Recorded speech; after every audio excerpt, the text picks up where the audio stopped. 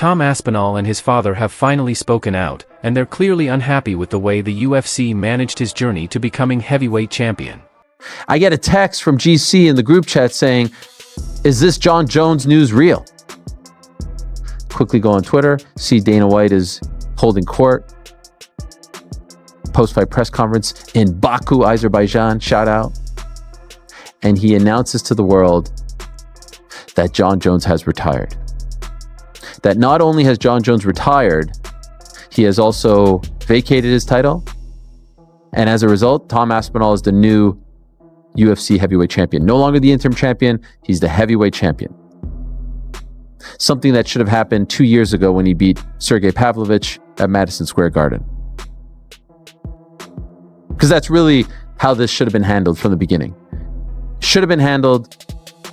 Jon Jones couldn't fight November of 2023. They call Tom Aspinall to save the day. He fights on 2 weeks' notice against Sergey Pavlovich. He knocks him out in a couple of minutes. He should have been the champion on that night. He should be approaching the 2-year anniversary of his reign. He beat Curtis Blades in July. Probably should have fought once already this year. Maybe even this coming weekend. What's up, everybody? Breaking news. So you came to the right place. ESPN MMA YouTube channel, myself. We got DC on the line to talk to his best friend, his former rival, Jon Jones, officially retiring from the sport of mixed martial arts. We knew, DC, that this had been part of the conversation. We were hoping it wasn't going to be the conversation just yet. I mean, I selfishly was hoping for a fight between he and Tom Aspinall. I don't think I'm the only one. In fact, I know the whole world was kind of hoping for that. In the end, he is not fighting Tom Aspinall. He is retiring from the sport of mixed martial arts, announced by Dana White on Saturday. Your initial thoughts to the announcement that Jon Jones is officially retired from mixed martial arts? So my first thought, it was like, he actually did it. He actually did it. You know, like, I didn't think that he would walk away. I didn't know that, you know, he would allow for or would be able to handle what comes with making this decision right now and the optics of it, Brett. Do you understand what I'm saying? What it looks like to people. I didn't know that his ego would be able to handle walking away. I figured he would fight based on that. But he didn't. And it's crazy. I said something the other day, Brett, and I don't want this to be like me crapping on Jon Jones, but I said something on my YouTube channel. I said, if Jon Jones doesn't fight this guy, he quit, right? He quit. And so he is. He's walking away because he doesn't want to fight Tom Aspinall. Because if Francis Ngannou was there or Alex Pereira was there, he'd be trying to fight those guys. He's made that very clear. He doesn't want to fight Tom Aspinall. And so Tom Aspinall can walk around now with his chest up, chin up, and say, I retired Jon Jones. Tom Aspinall retired Jon Jones. There is no doubt about that. Tom Aspinall's presence is the reason why Jon Jones is no longer the UFC heavyweight champion. Jon Jones said yesterday, the fight doesn't excite me. You can make a strong case that this would be the biggest Jon Jones fight since DC2 in 2017. 2017. That's how long. With all due respect to the Anthony Smiths, the Thiago Santoses, the Dominic Reyes, even Cyril Gane and Stipe. You're telling me those fights were bigger than this? What doesn't excite you about this? That you may lose? Listen, I've never subscribed to the Duck stuff, but the way this has been handled has been shameful. It's been shameful. Like I said, UFC got him the money. Once he said no, it was time to move on. Tom Aspinall wants to fight twice this year. He'd like to fight in October and at the end of the year. More likely than not, you aren't getting those two fights. In the prime of his life, when he's killing everyone, beating them by knockout in 60, 70, 80 seconds, he had to sit around and wait for a guy because the UFC didn't want to move on in what was something that could have been determined back in November. It's shameful. And the way Jon is trying to spin this by like, he's such an awesome guy. He's such a great guy. But, you know, he could slip. And there could always be another one. It's shameful is the word that keeps coming to mind. It's conniving. It's unfortunate. Because Jon does have one of the greatest resumes of all time. He really does. If you think he's the greatest of all time, God bless. You have a very strong case. But in my opinion, Georges St-Pierre never embarrassed himself, never embarrassed the organization, never cheated, never got caught using PEDs, beat the undisputed champion at 170, beat the undisputed champion at 185, never held up the division, vacated the title when he needed to, came back when he needed to. There's no debate. All these things matter. And yes, he has 2 losses. After hearing what Tom's father had to say about the entire situation, fans are beginning to agree with him. When the UFC officially named Tom champion, it should have been a moment of total victory, the start of a new era at heavyweight. Instead, it came across as rushed, disorganized, and overshadowed by confusion. Tom's father didn't sugarcoat anything. He pointed out that the UFC's announcement showed a lack of class. There was no proper build-up, no real resolution to the interim title situation, and no clear explanation of what was going on with Jon Jones. This wasn't just about winning a belt, it was about respect. You said the timeline for Jones, 2 weeks to decide what to do with the title, but whether it takes the fight or you're going to strip him. What do you think is more important, to keep the belt there so he can uphold his legacy, or we move the heavyweight division, take the title away from him? Jon Jones called us last night and retired. Jon Jones is officially retired. Tom Aspinall is the heavyweight champion of the UFC. And Jon had been telling us for quite some time, I already told the UFC my plans. I'm not sure why they haven't done anything with it. But it seems as though as he continued to try and hint at what his plans were, the UFC felt like their hand was forced and they had to put it out there. Because at this point, what are we waiting for? Now, Tom Aspinall is coming to Las Vegas this week. He will be there back end of the week. He was told that a decision would be made by International Fight Week. Why I think this is ludicrous that it all went down like this was, we had waited so long for the resolution to this issue. Could they have not done something in Las Vegas in front of all the fans before the press conference, after the press conference, before the weigh-ins, after the weigh-ins? In the middle of the card on Saturday, before the fight, after the fight, presenting Tom with the belt, saying, you are the man, this is the glamour division, you are the baddest man on the planet, you're the heavyweight champion, you've done it all right, everything we've asked of you. Why not do it like that? He's literally going to be there in a couple of days. Where every media member, every fan is going to be there. You do it like this? In a throwaway, midway through a press conference in Baku, Azerbaijan, in the middle of the night over there, when no one's paying attention, you do it like that? What is that? When you're an interim champion, they only make an interim champion when the champion cannot defend the belt. So for Jon Jones, he couldn't defend the belt because he tore his pec muscle. So the interim champion means he should be fighting the champion right off the bat. That's not the case with Jon Jones, right? Because Jon Jones is going to fight Stipe Miocic. So the interim champion is supposed to sit there and wait. But by law, in like the regulations, once Jon Jones steps in the cage, he is stripped of his interim champion because the champion has returned. There is no longer for interim champion. What is the point of having an interim champion when the champion is ready to fight? This is the only sport in the world you can have somebody hold your career back. Yep. I've been almost a year inactive with no prospects of anything. Just be ready, and we'll just let you know. Yeah. And that's kind of difficult, like mentally, to. Oh yeah. This is the fight against Jon Jones. Like, not the fight is another thing. Yeah. This is the tricky bit where I really have to stay switched on, stay motivated, and I'm trying my best. I'm trying. It's tough. As you said a minute ago, no one really knows what's going on behind the scenes apart from me. Exactly. You're in office cooking. I train all the time anyway. Just because I've not got a fight doesn't mean I don't train. Like, I honestly can see Jon's point of view. I get it. Yep. I get it. It's just about the title for me. Yep. I just want the title. That's it. Yep. Does nothing else really matter. So you're like, let me do my thing. Let me fight. I just want to fight. And I think that's the respectful way to go about it. It's like, you don't care if it's Jon, and it's no disrespect to Jon. It's no disrespect to anybody out there. You're just trying to fight. Yep. I just want to fight. Yep. Nah, man. Jon's retired. What are we talking about, guys? This is Jon. You guys don't follow Jon on social media? I don't follow him on social media. He said that. No, me too, actually. Me too. But the guy is living his best life. He's had a fantastic career. We all know. We know Jon's a religious man, so I want to say God bless him moving forward in what he does with his life and his career. And we move on. We move on. I'm the undisputed heavyweight champion of the world. I'm ready to take on all comers, get this division moving again.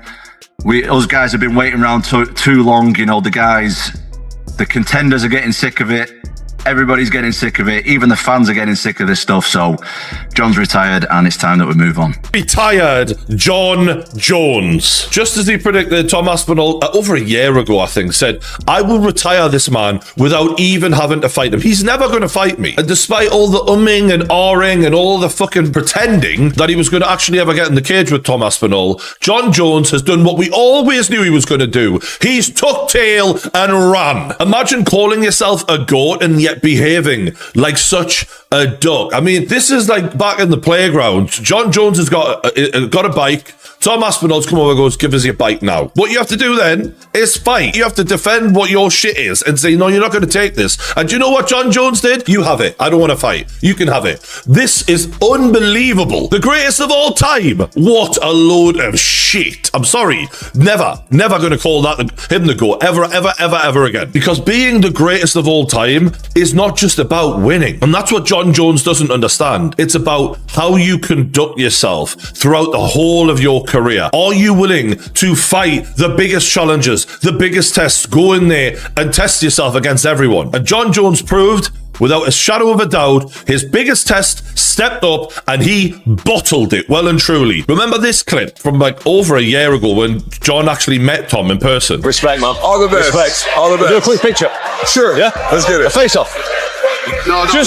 No, okay. He wouldn't even face off with Tom Aspinall, let alone get in a cage with him. And after all of the fannying around and waiting for John Jones to man up and strap his balls on and defend his heavyweight title, because you've never really earned it. You beat a guy who wasn't even the champion. You beat Stipe. Oh my God, what a farce that fight was. That will go down as the most pointless, pathetic fight I can imagine. For a fighter like Tom, who waited patiently, trained relentlessly, and stepped up when the division needed him most, that moment should have been massive. That's exactly why the MMA community is once again criticizing the UFC for the way this situation unfolded. John Jones was never stripped when many believe he should have been.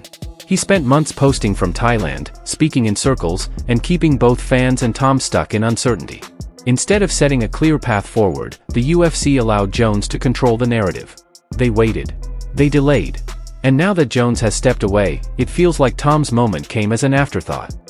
Like, surely we can't be that apathetic about the product. Surely we can't care that little about the state of things. This is the heavyweight championship of the world. That's how you announce that Tom Aspinall is the king? That's how you announce that John Jones is retired? That's massive news. When Michael Jordan, the GOAT of his sport, retired, there was a huge press conference. And every single media member under the sun was there. John Jones's retirement is a throwaway, midway question in a press conference in the middle of the night in Baku, Azerbaijan. Does anyone else not see the lunacy in all of this? It's absurd. It's absolutely absurd. And so I was trying to figure out, why didn't they just wait? Why didn't they just wait? Why didn't they do something in Vegas, a presentation, a ceremony, something to make this feel big, special, to wash away the annoying nature of the past 7 or so months, as we are constantly told it's going to happen. It's going to happen. I guarantee it's going to happen. Up until recently, a couple of weeks ago to Jim Rome, it's going to happen. It's going to happen. And then 30 or so minutes after the press conference, the Albuquerque Journal drops a massive piece of news. The Albuquerque Journal, which has been covering John Jones for quite some time, and a reporter named Jeff Grammer, who we've had on the program before to talk about Holly Holm, been covering John, has been covering the Albuquerque fighters like Holly, like Michelle Watterson, all the Jackson Wing fighters. They drop this news. Literally minutes after the announcement. John Jones, the often battled Albuquerque resident, considered by many to be the greatest mixed martial artist of all time, shocked the combat sports world Saturday when UFC President Dana White announced the fighter had retired. But the news didn't come before one more legal matter arose, one White did not reference in his Saturday afternoon announcement of Jones' retirement. The Journal has learned a criminal summons accusing Jones, 37, of a misdemeanor charge of leaving the scene of an accident in February was filed Tuesday in Metropolitan Court. I'm reading this now and I'm like, is this a story from like 9 years ago, 10 years, 11 years ago, when he left the scene of a hit and run? Because it's eerily similar. Jones has been called to appear for a bond arraignment on July 24th in Metro Court. John accepted the fight, went to Thailand, came back, didn't want the fight. What happened? Yeah, I wouldn't say that Thailand was the end of it. You know, we were talking about it before that. But yeah, the fight was done. We had the fight done a long time ago. So why he decided not to fight, you guys will have to ask him that. Is it accurate? There's a lot of reports about figures he was offered. Is it fair to say he was offered a lot of money to take this fight? Yeah. Listen, he was offered what he deserves for that fight. Yeah. I'll just come out and ask you. Do you think he's ducking Tom Aspinall? No. Jon Jones, I said it a million times. I'll say it again. He's never ducked anybody other than that one goofy time with the Chael Sonnen thing. He's never ducked anybody. And, you know, I think the reality is whatever changed his mind with this fight, I don't know. You'd have to ask him that. But, you know, he's 38 years old and I don't know. Do you think if it was someone like Alex Pereira, he would fight them? And it's maybe Tom that he specifically doesn't fancy the matchup, doesn't fancy the age difference? I don't know. I don't know the answer to these questions. Only he does. You know, we had the fight done. Listen, our job is to make the biggest fights we can make and the fights that the fans want to see. And that's what we try to do. But the minute somebody starts talking about retirement, you know, my philosophy on that, you should do it. Did you know about the stuff that came out of Albuquerque last night? I saw it today. When I saw it today, I said, oh, everybody's going to think this is why he retired. Maybe that is why he retired. Who the hell knows, man? But yeah, I don't know. These are all questions you got to ask him. We had the fight done. You know, you saw me talking about it very confidently that this fight was going to happen. And then he changed his mind. Jon Jones, this is complicated. This is a lot more complicated than you might think. Like, let's start with this. One thing that Jon is going to find, and I assure you it will surprise him, is he's going to have naysayers like some of you, like me, like Daniel Cormier. He will have naysayers that are going to praise him. And he's going to look around and go, why are those guys praising me? And it's a very simple concept with artists, which is they become more valuable in death. Now, this is the death of a career, but it's still a death. And what Jon is going to come to find is naysayers, like some of you, like Daniel Cormier, like me, poked the bear in part because we enjoyed watching him that much. We poked the bear as a way of getting him into the ring so that we could watch him do his craft. That's part of being a fan. And it's a part that Jon never understood. But why would you try to talk him out of it? If you're one of his coaches or his brothers with all the success they have, if you're even one of his parents, why would you try to talk him out of that? He's found some kind of a formula. He's having resounding success. You gotta let it go. And I've heard so many different interviews that Jon has done over the years. And one thing about Jon's approach to a fight, we really saw this in the Stipe fight that you guys might even remember. But Jon needs to be the victim. It needs to be him against the world, and he's here to save the world. But despite all of that, Tom hasn't complained. He's stayed professional, focused, and ready. Now that he is the champion, he's promising to do the one thing Jon didn't keep the division moving. He's already back in training and already targeting September. Whether it's Cyril Gane Jailton Almeida, or even a short-notice wildcard, Tom wants to fight. No delays, no politics. So the real question now isn't just who he'll face next, but whether the UFC will finally give him the spotlight and respect he's earned. Because one thing is certain, Tom Aspinall didn't wait around for this belt. He fought for it, and he's ready to prove to the world that the heavyweight division is finally in the hands of a true champion.